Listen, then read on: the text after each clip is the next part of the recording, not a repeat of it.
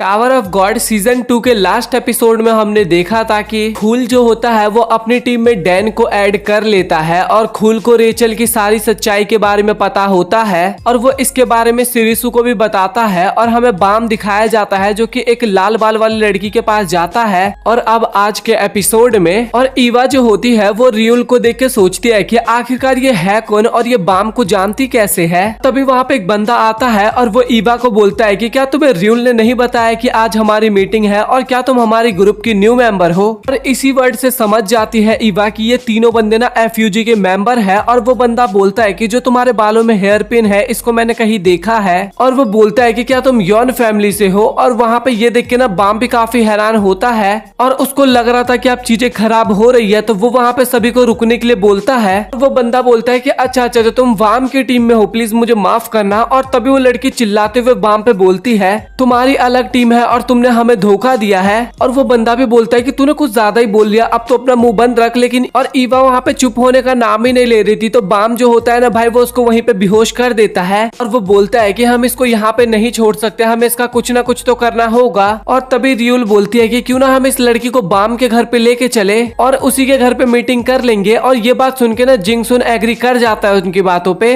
और इसके बाद वो सभी हमें बाम के घर पे दिखाए जाते हैं जहाँ पे उसके दोस्त जो होते हैं ना काफी ज्यादा डर रहे थे इन लोगों से बात करने में। वो बताता है कि भाई मैं काफी ज्यादा हैरान हूँ कि बाम को तुमने अपनी टीम में ऐड कर लिया क्योंकि उसको किसी भी टीम में फॉर्म नहीं होना था और तुमने बाम को अपनी टीम में ले लिया, तो भाई तुम्हारे अंदर कुछ ना कुछ तो है। वो बैंगनान को ये सब बोल रहा था और सिल्वर हेड जो होता है ना वो भी ये सारी बातें सुन रहा था। और वो ईवा को बताता है कि ये लोग कितना ज्यादा बात करते हैं और मुझे तो नहीं यकीन था कि बाम के इस तरीके के दोस्त होंगे। ईवा बोलती है कि तुम उनकी बातों पे यकीन मत करो क्योंकि वो काफी ज्यादा बेकार होते हैं और मैं कभी भी उन पे ट्रस्ट नहीं कर सकती। और सिल्वर हेड भी बोलता है कि अगर तुम्हें एफयूजी पे ट्रस्ट नहीं है और तुम उन्हें इतना ज्यादा हेट करती हो तो तुम अपनी टीम को लेफ्ट क्यों नहीं कर जाती। और तभी ईवा बोलती है कि मुझे बाम के ऊपर नजर रखने में काफी अच्छा लगता है। और सिल्वर हेड बोलता है कि कहीं ऐसा तो नहीं कि तुम्हें दूसरे टीम में जाने में डर लगता है, क्योंकि बाम ने मुझे बताया था कि फर्स्ट राउंड के टाइम पे तुमने अपनी पावर को कंट्रोल नहीं कर पाया था और इसीलिए दूसरे लोग तुमसे डरते हैं। और ईवा भी बताती है कि मैं यॉन फैमिली के तौर पे एक धब्बा हूँ क्योंकि मैं अपनी पावर्स को अच्छे से यूज नहीं कर पाती और तुम चाहो तो तुम मेरे ऊपर हंस सकते हो। और सिल्वर हेड बोलता है कि ऐसा कुछ भी नहीं है, हमारी टीम में काफी सारे कमजोर लोग हैं और वाम तुम्हारी पावर्स को रोक सकता है, तो तुम जब तक चाहो हमारी टीम में रह सकते हो। जिंगसुन जो होता है ना भाई वो वाम की लगातार तारीफ किए जा रहा था और जब वो वाम की तरफ देखते हैं तो वहाँ पे वो होता ही नहीं क्योंकि उसकी बातें सुन के वो बोर हो गया था। और गोसेंग बोलती है कि वाम को अकेले रहना थोड़ा अच्छा लगता है इसलिए वो छत पे गया है और जिंगसुन भी इसके बाद छत पे जाने लगता है। और इसके बाद गोसेंग और मिसेंग जो होते हैं ना वो दोनों भी वहाँ से चले जाते हैं और वैंगनेन और रियुल दोनों कमरे के अंदर अकेले बचते हैं। और भाई वैंगनेन की तो फटी पड़ी थी वहाँ पे। और रियुल बोलती है कि तुम काफी ज्यादा लकी हो कि बाम तुम्हारी टीम में आ गया। और रियुल बताती है कि जो एफयूजी के हेड है ना वो चाहते हैं कि बाम उस टीम के साथ टावर के ऊपर चढ़े जो कि उस टीम को डिजर्व करता है, ना कि तुम्हारी जैसे टीम के साथ। और जिंगसुन जो था ना वो यहाँ पे वाम से मिलने के लिए नहीं आया था बल्कि तुम लोगों को एलिमिनेट करने के लिए आया था ताकि वो बाम को एक दूसरी टीम में डाल सके। और ये सुन के वैंगनेन काफी हैरान होता है और लेकिन उन्होंने ऐसा नहीं किया क्योंकि वो अब बाम को तुम्हारी टीम में रहने देंगे क्योंकि वो बाम के ओपिनियन की भी अब रिस्पेक्ट कर रहे हैं। और वैंगनेन पूछता है कि क्या वाम जहाद को मार पाएगा, लेकिन वो बोलता है कि ऐसा करना काफी ज्यादा मुश्किल है क्योंकि उसके पास काफी ज्यादा सिक्योरिटी और काफी ज्यादा पावर है, इस कारण काफी ज्यादा मुश्किल होगी बाम को उसको मारने में। तभी रियुल बोलती है कि हाँ मुझे पता है कि जहाद को कोई नहीं मार सकता, बट कोई इस कॉन्ट्रैक्ट से रिलीज हो जाए फिर उसके बाद क्या। और तभी वैंगनेन बोलता है कि आखिरकार तुम कहना क्या चाहती हो। और तभी रियुल बताती है कि हम 6 साल पहले एक लड़के से मिले थे और वो अपने सपने को पूरा कर सकता था और हम काफी लंबे टाइम से ऐसे ही एक इंसान का वेट कर रहे थे और उसने दरवाजा खोला और वो अपने कॉन्ट्रैक्ट से एकदम फ्री था। और ये बंदा भाई सबको पता है और कोई ने बाम होगा। और इसके बाद बाम के पास जिंगसुक आता है और वो बोलता है कि मुझे ऐसा लग रहा है कि तुम्हें तुम्हारे नए टीममेट काफी ज्यादा पसंद आए। और जो वैंगनन होता है ना भाई वो काफी ज्यादा हैरान होता है और वो सोचता है कि क्या वाम इनरेगुलर है और क्या वो जहाद को मार पाएगा।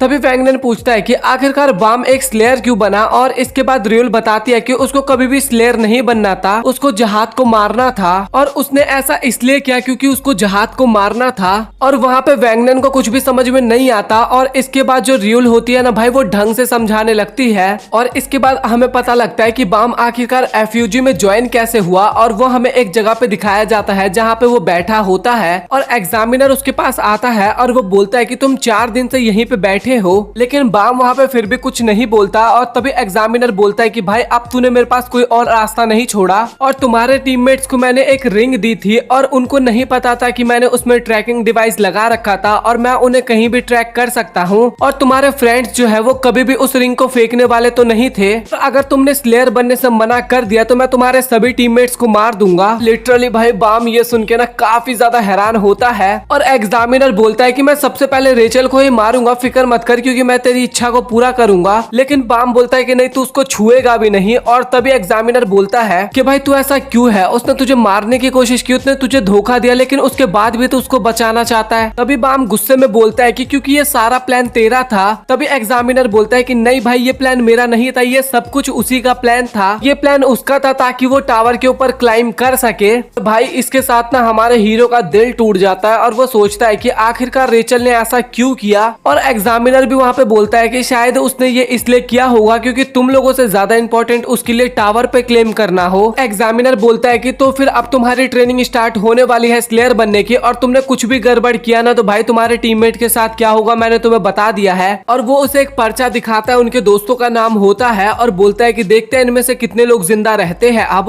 और वो बोलता है कि आज से तुम्हारा नाम वाम नहीं बल्कि वियोले है और मैंने भाई स्टार्टिंग से इसको वियोले वियोले बोलना था बट मैं बाम ही बोल रहा हूँ क्योंकि बाम ही नाम ज्यादा बढ़िया लग रहा है मुझे वियोले से। और रियोन भी बोलती है कि मुझे पता है कि ये सुन के तुम भी काफी ज्यादा हैरान हुए होगे। और इसके बाद वैंगनन जो होता है ना वो रात में हमें जगा हुआ दिखाई देता है और वो भी काफी ज्यादा हैरान होता है उसकी बातों को सुन के। और जो वैंगनन होता है ना भाई वो वहाँ पे काफी ज्यादा टेंशन में होता है और इसके बाद वो छत पे जाने लगता है और बाम जो होता है ना वो छत पे ऑलरेडी खड़ा होता है। और इसके बाद दोनों ही वहाँ पे खड़े होते हैं और वैंगनन बोलता है कि रात के टाइम पे आसमान देखने में काफी ज्यादा अच्छा लगता है। और वैंगनन जो होता है ना वो अपने दिल की बात फाइनली वाम को बता ही देता है और बोलता है कि मुझे लगा था कि तुम एक बुरे इंसान होगे बट मुझे अब पता चल चुका है कि तुम काफी बढ़िया इंसान हो और अगर मैं तुम्हारा दोस्त होता तो मैं तुम्हारे लिए अपनी जान को खतरे में डालने में बिल्कुल भी नहीं सोचता। और अब हमें अगला एग्जाम किसी भी तरीके से पास करना ही होगा। और भाई वाम जो होता है ना वो वियोले की तरफ ही देखे जा रहा था और वो सोच रहा था कि भाई ये सच में वैंगनन ही है ना या कोई और है। और इसके बाद तभी वहाँ पे ईवा भी आती है और फिर से ईवा और वैंगनन के बीच में ना थोड़ी बहुत नोकझोंक होने लगती है। और इसके बाद अब वो सभी लोग तैयार हो जाते हैं अपने अगले एग्जाम के लिए। जो 21th फ्लोर के टेस्ट का सुपरवाइजर होता है उसका नाम नोमा होता है। और तभी गोसेंग पूछती है कि आखिरकार हमारी राइवल टीम कहाँ पे है। और तभी नोमा जो होता है ना वो पहले तो थोड़ा सोचता है और इसके बाद बताता है कि वो टीम शायद भाग गई होगी। जैसे उनको पता लगा कि इसमें बाम भी पार्ट लेने वाला है वो डर के मारे भाग गए होंगे।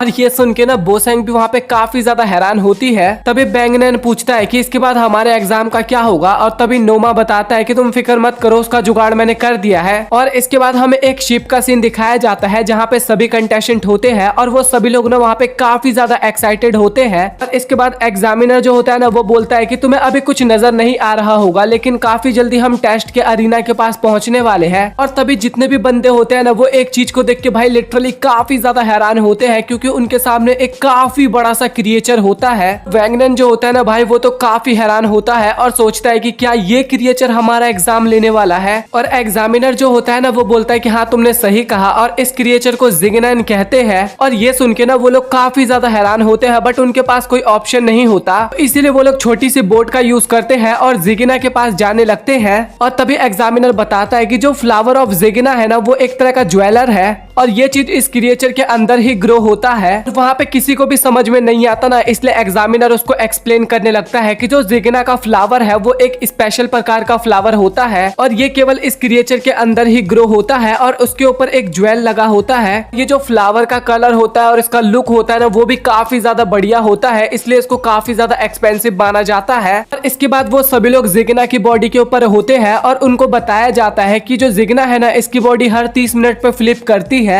और इसके बाद जिग्ना जो होता है वो फ्लिप करता है और इसी के साथ ये एग्जाम स्टार्ट हो जाता है और हमें वांगनन की टीम दिखाई जाती है जहाँ पे वो लोग सोच रहे थे कि क्या बाकी लोग ठीक होंगे। और वांगनन भी बोलता है कि तुम उनकी फिक्र मत करो क्योंकि उनके पास काफी बढ़िया बंदा है। और इसके बाद हमें जिग्ना फ्लावर भी दिखाया जाता है और ये फ्लावर जो होता है ना वो एक बंदे के हाथ में होता है और ये जो बंदा था ना इसका नाम माजिनो होता है। इसके बाद हमें ईवा दिखाई जाती है जो कि जिग्ना की बॉडी के ऊपर आई होती है और बोलती है कि आज तो मैं टह ही बोल जाती है अगर मुझे स्विमिंग करना नहीं आता तो। और इसके बाद वो जिग्ना के उस पार्ट में जाने लगती है जहाँ से वो उसके अंदर एंटर करने वाली थी। इसको ना फिर इसके बाद अपने साथियों की चिंता होने लगती है कि कहीं उन्हें कुछ हो ना गया हो, और इसके बाद वो उन सभी को आवाज लगाने लगती है और वो बोलती है कि एफयू जी, तुम्हें बिल्कुल भी शर्म नहीं आता क्या? इतने ताकतवर होने के बाद भी एक डूब के मर रहे हो तुम। और वाम जो होता है ना तभी अचानक से उसके पीछे आता है और बोलता है कि तुम पागल वागल है क्या? मैं इतनी जल्दी थोड़ी ना मरने वाला हूँ। ईवा जो होती है वो पूछती है कि बाकी लोगों का क्या हुआ, और तभी वाम बताने लगता है मिस्टर कैन वहाँ पे आ गए थे और उन्होंने सही टाइम पे सबको बचा लिया। तभी ईवा काफी गुस्सा होते हुए बोलती है कि क्या तुम मुझे वहीं पे छोड़ के चले गए थे? और वाम बताता है कि तुम अपने में ही मगन थी, तुम केवल स्विमिंग करने में बिजी थी, तुमने हमारे ऊपर ध्यान ही नहीं दिया। यहाँ पे ईवा काफी ज्यादा ब्लश करती है और बोलती है कि अच्छा ठीक है, तुम ये बताओ कि बाकी लोग कहाँ पे हैं। तभी वाम बताता है कि वो लोग चाहते थे कि मैं तुम्हारे लिए रुकूं और अब मैं तुम्हारे साथ जिग्ना के अंदर जाने वाला हूँ। और इसके बाद हमें वैंगनेन का सीन दिखाया जाता है जहाँ पे वो सभी लोग जिग्ना फ्लावर के बारे में पढ़ रहे थे और सोच रहे थे कि आखिरकार वो कहाँ पे होगा, मतलब कि ढूंढ रहे थे। और तभी वो ना काफी अजीब सी जगह पे आ जाते हैं, मतलब कि काफी वियर्ड सा लग रहा था, और वो लोग आपस में बात भी करते हैं क्या हो अगर हम यहाँ से जा रहे हो और इसी टाइम पे ये जिग्ना फ्लिप कर जाए तो क्या होगा। और तभी वहाँ पे एक छोटा सा जिग्ना आता है और वो जंप करके उन्हीं अजीबोगरीब चीजों पे चढ़ जाता है। तभी वो लोग नोटिस करते हैं कि उस छोटे जिग्ना के ऊपर ना फ्लावर भी होता है, और ये देख के वो सभी लोग काफी ज्यादा हैरान भी हो जाते हैं। वैंगनेन जो होता है ना भाई, वो उस मौके को गंवाना नहीं चाहता था, वो सीधा जंप कर जाता है उसको पकड़ने के लिए, लेकिन जैसे ही वो उसके क्लोज पहुंचता है ना तभी वो जंप करके दूसरी जगह पे पहुंच जाता है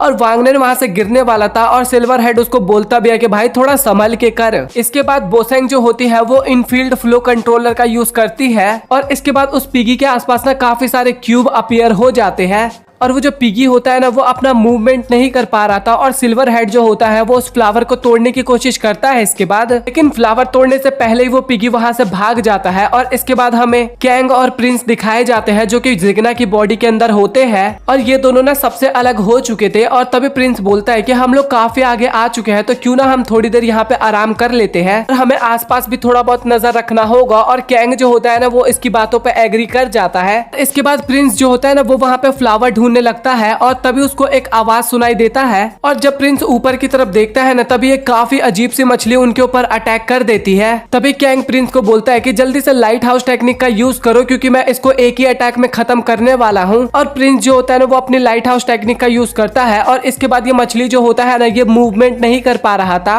और कैंग जो होता है ना वो काफी पावरफुल अटैक करता है और एक ही अटैक में उस मछली का खेल वहाँ पे खत्म हो जाता है। प्रिंस जो होता है ना वो अपनी काफी ज्यादा बड़ाई करने लगता है कि ये तो काफी ज्यादा कमजोर था, हमारे सामने तो टिक ही नहीं पाया। और कैंग जो होता है ना वो आसमान की तरफ देखता है, और वो देखने के बाद वो लिटरली काफी ज्यादा हैरान होता है क्योंकि काफी सारी वही मछली ना उन्हीं की तरफ आ रही थी नीचे। भाई डर के मारे ना वो दोनों ना उसी शार्क के नीचे छिप जाते हैं जिसको अभी इन दोनों ने मारा था। इसके बाद हमें माजिनो को दिखाया जाता है जो कि उसी लोकेशन पे पहुंचता है जहाँ पे कैंग और प्रिंस होते हैं। कैंग जो होता है ना वो भी इस चीज को सेंस कर लेता है कि काफी पावरफुल बंदा यहाँ पे आ रहा है, और इसके बाद वो प्रिंस को यहाँ से भागने के लिए बोलता है। और वांग जो होता है ना वो भी इस चीज को सेंस कर लेता है और उसको भी फील होता है कि भाई यहाँ पे कुछ ना कुछ तो गड़बड़ चल रहा है। और इसी के साथ ये एपिसोड यहाँ पे हो जाता है खत्म। और गाइज अगले एपिसोड में सच में काफी ज्यादा मजा आने वाला है, तो आप लोग कमेंट सेक्शन में बताओ कि आप लोगों को ये वीडियो कैसा लगा। और भाई मुझे काफी ज्यादा बढ़िया लग रहा है ये एनीमे देखने में। आप लोग अपना ओपिनियन कमेंट सेक्शन में बताना। वीडियो पसंद आए तो वीडियो को लाइक कर देना, चैनल पे पहली बार आए तो सब्सक्राइब कर देना। मिलता है आप लोगों से अगली वीडियो में, तब तक के लिए गुड बाय।